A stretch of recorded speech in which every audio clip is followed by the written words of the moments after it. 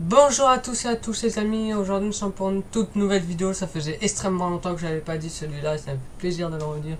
Aujourd'hui, vous l'avez vu, on a dépassé le 17 du mois, donc ça veut dire que c'est le dernier subreddit de la saison 2021-2022. Et pour fêter ça, j'ai un torticolis parce que je me suis mal endormi dans le train. Bravo, tu trouves le meilleur moment pour tourner une vidéo, le moment où ta tête va avoir du mal à aller vers la gauche. C'est là que j'ai mal, du coup ce mouvement inverse est très dur. Là je peux faire ça. Mais là, là je peux plus faire. Si je vais pas avoir mal, je peux pas faire plus. Donc aujourd'hui, jamais nous avons 4 ou 5 histoires, ça dépendra de la durée de celle-ci. Et celle qui n'aura pas été utilisée dans cette vidéo sera utilisée dans la première vidéo subreddit de la saison 2022-2023. Les amis, on est directement parti. Une histoire dans la forêt, ça me plaît bien. Alors, la forêt. Salut à tous. Alors, je tiens à préciser de m'excuser pour les fautes. C'est pas grave, j'en fais. Tout d'abord, avec mon copain, on avait l'habitude d'aller se balader tous les soirs vers les coups de 18h aux alentours de chez moi, de chez lui. On passait souvent devant une forêt normale, pas très grande. Aïe, mais il fait quand même pas mal sombre même la journée. Un soir, on décide d'aller se balader. Et là, on est sur le chemin pour passer à côté de la forêt. Et sur le chemin, par terre, il y a un genre de bonhomme avec une flèche qui montre sur la forêt. Je commence déjà à m'inquiéter. Oui, je m'inquiète vite, mais je suis comme ça, MDR. Du coup, je dis à mon copain, c'est bizarre, non? Il me répond, non, ça doit être un petit qui s'est amusé. Donc, je dis, bon, on va continuer. Et on est passé à côté de cette forêt. Et d'un coup, on entend comme quelqu'un courir vite et vite des bruits de pas et des branches qui craquent. Moi, de suite, je me suis mis à courir et mon copain était resté devant la forêt. Au loin, je lui ai dit de venir, mais il me dit attends d'un coup, on n'entend plus rien. Il revient me voir, il me dit qu'il a vu comme une silhouette passer à toute vitesse avec un genre de truc long dans sa main. Après qu'il m'ait dit ça, je l'ai pris par les bras et je l'ai tiré pour qu'on parte vite à la maison. Voilà, désolé, c'était court, mais on ne sait pas ce que c'était. Une personne sans doute, mais pourquoi se cacher dans une forêt? C'était ce truc dans. Qu'est-ce qu'était ce truc dans la main? Pourquoi ce bonhomme par terre? Après, peut-être que c'est pas lui qui avait dessiné le bonhomme, mais bon, bizarre quand même. Surtout la veille, quand on allait se promener, il n'y était pas. En fait, c'est la première fois que j'écris soyez pas indulgents. Voilà. Faites vraiment gaffe des forêts.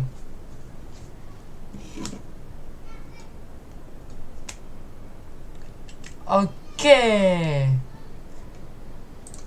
La deuxième histoire, les amis, les vacances au chalet qui tournent mal. Bonjour, je m'appelle Samuel et j'ai 21 ans. Aujourd'hui, cette histoire s'est passée quand j'en avais 17. J'étais avec ma copine et on était partis au chalet de mes parents pour une semaine. Les parents nous avaient laissé le chalet pour la semaine. Petite pause, vous vous doutez très bien de pourquoi j'ai pris cette histoire. C'est parce que c'est les vacances d'été. D'ailleurs, j'espère que vos vacances se passent à merveille. Moi, oui, sauf à cause de ce coup. Mais bon, on va pas revenir là-dessus tout le temps. C'est pour ça que vous voyez que j'essaie de me mettre dans des positions un peu. Donc, j'ai baissé la caméra comme ça, je vais pouvoir me mettre de façon plus agréable pour vous et pour moi. C'est un peu bizarre, mais c'est exceptionnel. Voilà! Donc, tout se passait bien jusqu'au troisième jour. Il était 22h et ma copine et moi étions très très fatigués. On est allé se coucher et on écoutait Netflix. On avait enregistré quelques épisodes d'une forme et je lui ai dit de ne pas faire de bruit. Elle m'a demandé pourquoi et je lui ai tout expliqué. Puis je me suis rendu compte que je n'entendais plus rien. On a fini notre soirée. Aïe, putain de merde. Pardon. On a fini notre soirée puis on s'est couché. Le lendemain, ça a recommencé. C'est ma copine qui les a attendus en premier. Je commençais vraiment à flipper et j'ai cherché un couteau dans la cuisine. Je suis retourné dans ma chambre et on a appelé la police. Ils nous ont dit qu'ils allaient être là dans 20 minutes. On a attendu dans le stress le plus total et la police est arrivée. Enfin arrivée. La personne qui rôdait autour de notre chalet était l'ex de ma copine qui voulait qu'elle me la pille. Il avait 20 ans et elle l'a violée. Le lendemain, on est retourné chez moi. On a raconté tout à nos parents. Mais c'est comment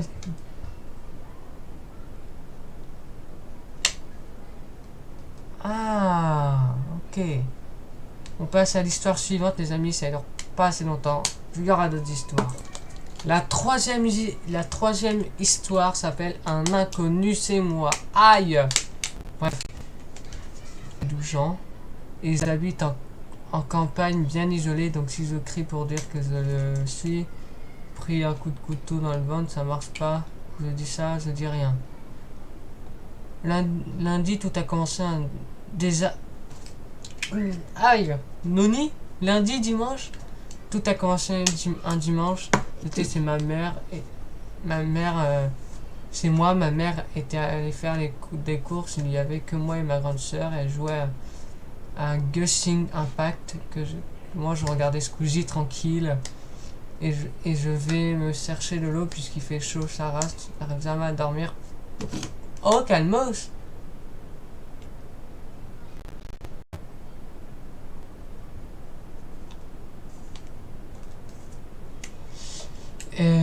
Et en allant dans ma cuisine pour prendre de l'eau, j'ai senti une odeur de cigarette, sauf que personne fume, c'est moi, et je me suis dit que c'était chelou, mais sûrement un copain de ma mère qui était venu pendant que j'étais chez mon père, mais pas grave, c'est rien. Du coup, quand elle est rentrée, je lui ai demandé, mais personne n'était venu, et je lui ai dit à ma soeur, elle était un peu en bad, mais on faisait des blagues. Ouh, on est dans des soins d'horreur de Squeezie là ou quoi?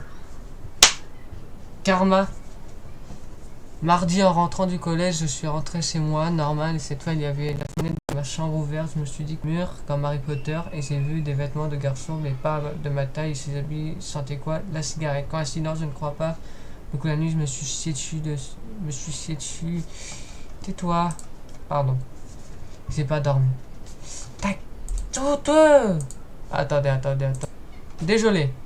Samedi, on devait aller faire un pique-nique dans un lac. Alors dans un lac, ça va être dur de manger. Bon, bref, j'arrête ces blagues là. On est parti de chez nous, mais ma mère a oublié le sac en rentrant. Qu'est-ce qu'elle avait vu? Un gars sortir de l'armoire, elle a crié. Du coup, on a pensé que ça s'était fait mal. Ou un truc du genre. Du coup, on y est allé. On a vu le gars. Je me casse, j'appelle la police, je fais rien. Je choisis la deuxième option pendant que ma mère et ma soeur bloquaient la porte.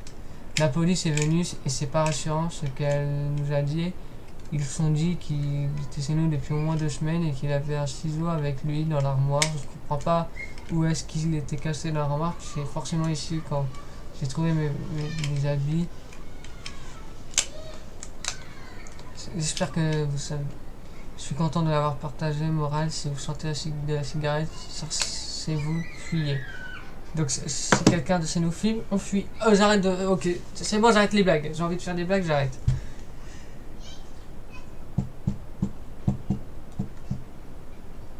On passe à l'histoire suivante. On est à la dernière histoire, les amis. À l'avant-dernière histoire, et d'ailleurs, j'arrive. Nous aurons une histoire bonus. Alors, la maison familiale. Ce que je vais vous raconter sont des histoires que j'ai vécues. Mes parents, ma soeur et mon oncle ont pu aussi vivre. En aucun cas, je vais faire croire ou non à ce que je vais raconter. Je suis toute oui pour avoir des explications rationnelles ou paranormales. Je vais vous expliquer différentes expériences dites paranormales de différentes personnes. Je vais déjà vous contextualiser le lieu. C'est une longère qui a été transformée en 2 maisons différentes avant que ma tante rachète la maison avec son ex-mari. 2 vieilles personnes y habitaient. Ils sont tous les 2 morts de maladie, la femme d'un cancer dans la maison et l'homme d'une crise cardiaque dans son jardin. Le jardin est un terrain d'1 hectare. Ma tante et son ex-mari, lorsqu'ils habitaient dans cette maison, leur sont arrivés quelque chose, surtout une chose dont mon oncle a vécu. Ils étaient dans une pièce que nous nommerons la pièce vitrée. C'est une pièce qui est entièrement faite de baies vitrées, mais aussi de murs, on va dire 50-50 de baies vitrées et de murs. Donc il fumait dans sa cigarette avec une baie vitrée à moitié ouverte. Et d'un seul coup, il recula terrifié, le visage pâle. Ma tante l'avait entendu, vient vers lui. Il expliqua qu'un vieux monsieur était assis sur le banc en pierre dans le jardin et regardait mon oncle. Par cette information, on peut en conclure que c'est le monsieur qui est mort dans son jardin.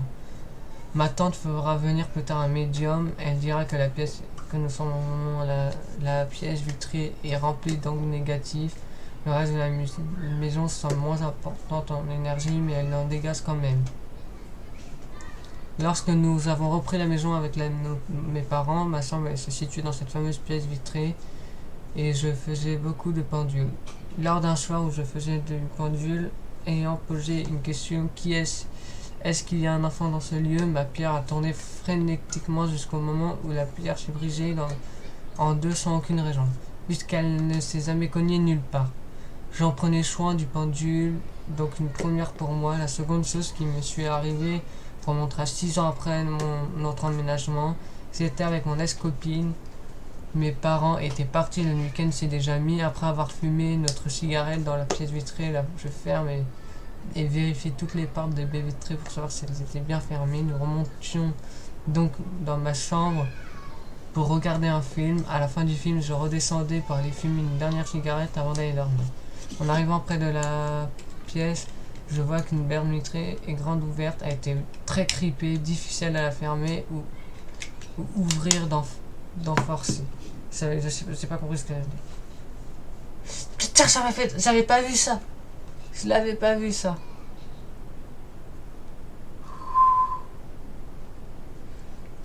Donc pris de peur, je regarde dans un premier temps si aucune affaire a été volée, car dans cette pièce se situaient les instruments de musique et l'ordinateur de mon père.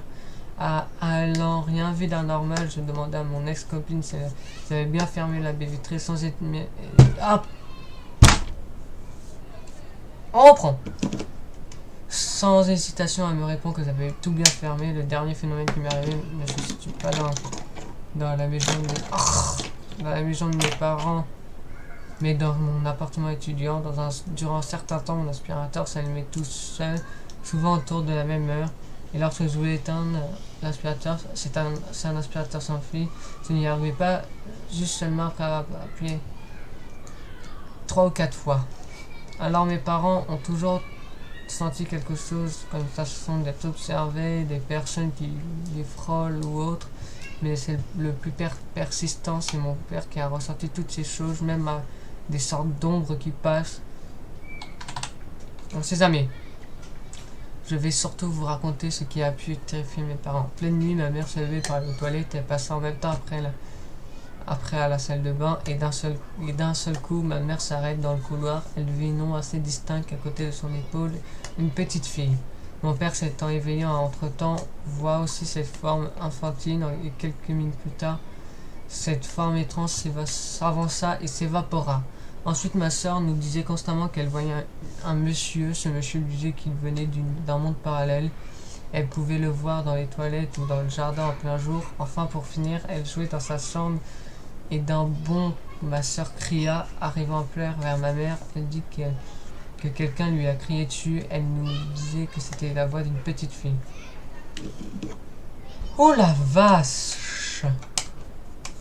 Très dur à supporter cette histoire. L'avant-dernière histoire s'appelle On ne savait pas, on ne sait pas et on ne saura jamais qui c'était. Ça donne du lourd. Je m'appelle Robin et j'ai aux gens. Mon cousin m'a parlé d'un site où on pouvait mettre des histoires qu'on a vécues et qui ne sont pas cool. Je vous mets d'autres dans le contexte. C'était la deuxième semaine de vacances. J'étais chez mes grands-parents et moi, quand je pars en voyage, je prends tout. Et dans ces affaires se trouvait mon drone. Le terrain de mes grands-parents est entouré de grandes haies, c'est-à-dire qu'on ne voit pas la rue. La fenêtre de ma chambre fait face à la cour. Maintenant, voilà, on peut passer à l'histoire. C'était un lundi après-midi ensoleillé. Il me restait donc 6 jours de vacances chez mes grands-parents. J'ai fait donc voler mon drone et grâce à la caméra de drone, je vis par-dessus la haie un homme. Il était habillé tout en noir en train de fixer mon drone. J'ai eu peur, mais je me dis que ça doit être un drogué ou quelque chose dans le genre. Mais mon instinct prit le dessus, je pris mon drone, coura dans la maison et me posa dans ma chambre. Ce n'est pas fini! 3 jours plus tard, je jouais à cache-cache avec ma cousine. On tire au sort et c'est elle qui compte. Je me cache dans un grand arbre et je regarde autour de moi. Ce que je vis m'a pétrifié. Devinez ce que c'est?